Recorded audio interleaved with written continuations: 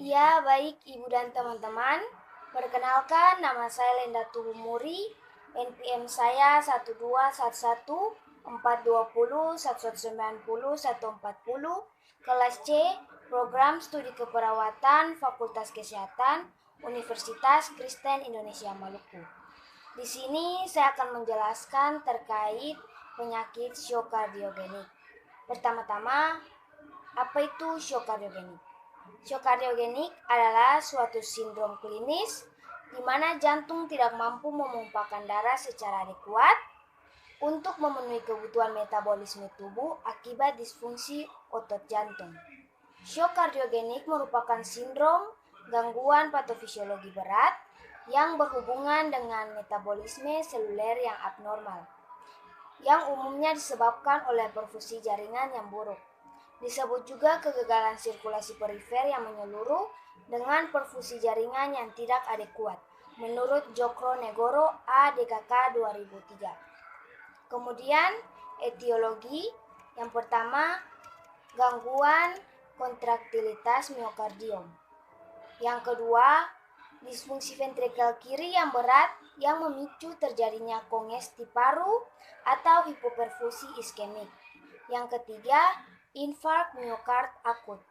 Yang keempat, komplikasi dan infark miokard akut seperti ruptur otot papileri, ruptur septum, atau infark ventrikel kanan dapat menimbulkan shock kardiogenik pada pasien dengan infark-infark yang lebih kecil.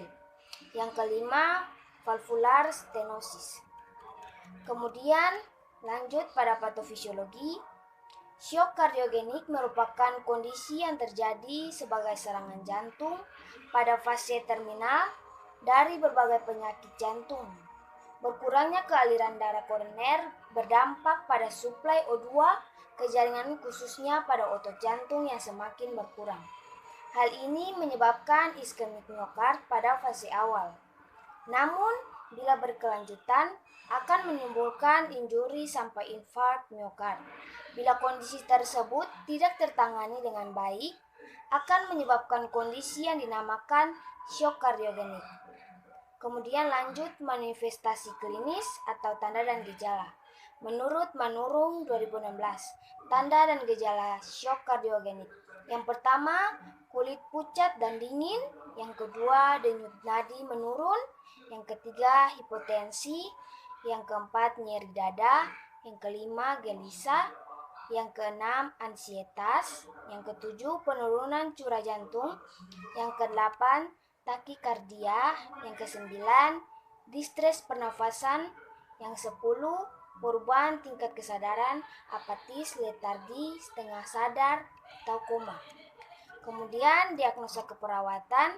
Yang pertama, pola nafas tidak efektif berhubungan dengan gangguan pertukaran gas, ditandai dengan sesak nafas, peningkatan frekuensi pernafasan, batuk-batuk. Yang kedua, ketidakefektifan perfusi jaringan perifer berhubungan dengan gangguan aliran darah sekunder akibat gangguan vaskuler ditandai dengan nyeri. Cardiac output menurut cyanosis, edema atau vena. Yang ketiga, gangguan rasa nyaman nyeri berhubungan dengan trauma jaringan dan spasme refleks otot sekunder akibat gangguan visceral jantung ditandai dengan nyeri dada, dyspnea, gelisah, meringis. Dan yang keempat, intoleransi aktivitas berhubungan dengan ketidakseimbangan suplai oksigen dan kebutuhan atau penurunan terbatasnya curah jantung ditandai dengan kelelahan, kelemahan, dan pucat. Ya, kemudian asuhan keperawatan. Asuhan keperawatan pada pasien shock kardiogenik. Yang pertama itu pengkajian identitas. Nama Tuan A, umur 44 tahun, jenis kelamin laki-laki, status sudah menikah, agama Kristen Protestan, pekerjaan PNS, alamat Batu Gantung. Penanggung jawab, nama Nyonya C, alamat Batu Gantung, hubungan dengan klien sebagai istri. Keluhan utama, pasien masuk dengan keluhan sesak napas. Riwayat penyakit sekarang, shock kardiogenik. Riwayat penyakit dahulu, keluarga mengatakan sudah 2 kali menderita penyakit seperti ini. Dan pasien juga pernah masuk rumah sakit dengan keluhan sesak nafas dan penyakit jantung. Kemudian riwayat kesehatan keluarga, keluarga mengatakan keluarganya tidak ada penyakit tekanan darah tinggi, penyakit jantung, dan DM. Lanjut pada pemeriksaan fisik, yaitu tanda-tanda vital.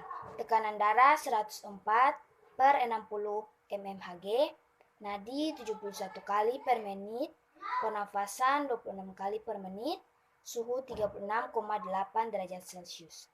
Kemudian lanjut pada pemeriksaan head to toe, kepala bentuk mesokepal bersih, tidak ada lesi, distribusi rambut panjang beruban dan kering. Mata simetris, selera anikterik, konjungtiva tidak anemi, refleks cahaya positif. Hidung simetris, bersih, tidak ada pembesaran polip.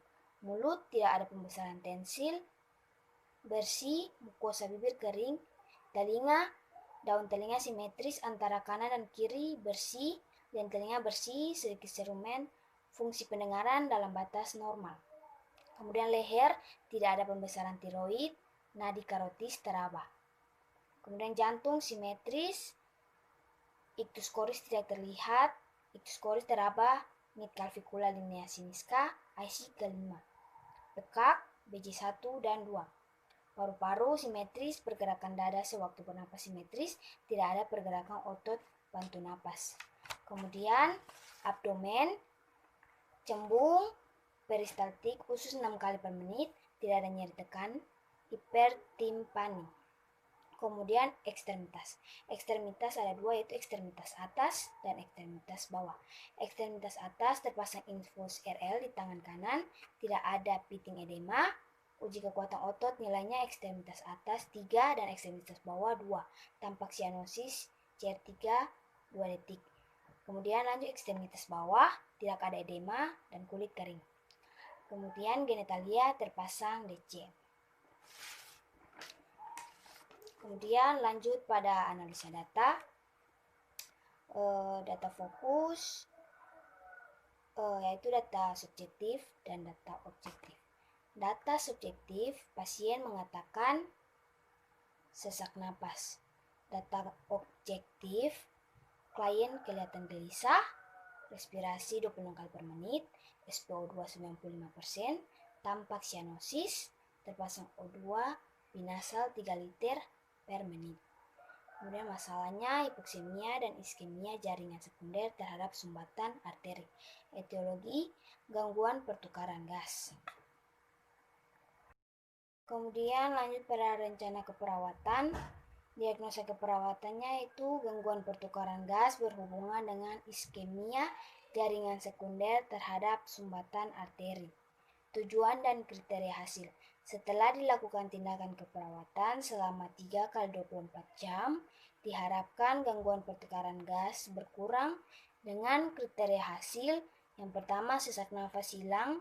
Yang kedua, klien tidak menunjukkan ekspresi wajah gelisah. Yang ketiga, respirasi normal 16-20 kali per menit. Yang keempat, SpO2 100%. Kemudian intervensi, evaluasi peningkatan kesadaran, catatan sianosis, dan perubahan warna kulit, termasuk membran mukosa dan kuku. Yang kedua, berikan terapi oksigen binasal 3 liter per menit. Yang ketiga, pantau kadar hemoglobin. Yang keempat, berikan posisi semifouler. Yang kelima, kolaborasi dalam pemberian obat. Lanjut pada implementasi tindakan, yaitu mengkaji tekanan darah, nadi, respirasi, dan saturasi oksigen. Respon, data objektif, tekanan darah 104/67 mmHg, nadi 71 kali per menit, respirasi 26 kali per menit. Kemudian tindakan yang kedua, mengevaluasi adanya sianosis. Data objektif, tampak sianosis di kuku dan mukosa bibir pucat. Yang ketiga itu mempertahankan pemberian oksigen. Data objektif, klien menggunakan kanul nasal 3 liter per menit. Kemudian membantu aktivitas fisik klien. Data objektif membantu klien untuk meninggikan tempat tidur. Kemudian, menganjurkan klien untuk napas dalam setelah berganti posisi atau beraktivitas. Data objektif, klien bisa mengikuti perawat saat mencontohkan cara napas dalam. Kemudian lanjut pada evaluasi, yaitu S, klien mengatakan masih sesak nafas. O-nya nadi 26 kali per menit, SpO2 95%, A, masalah belum teratasi, B, lanjutan intervensi 1, 2, 3, dan 4. Mungkin ini dari saya, mohon maaf bila ada salah kata. Sekian dan terima kasih.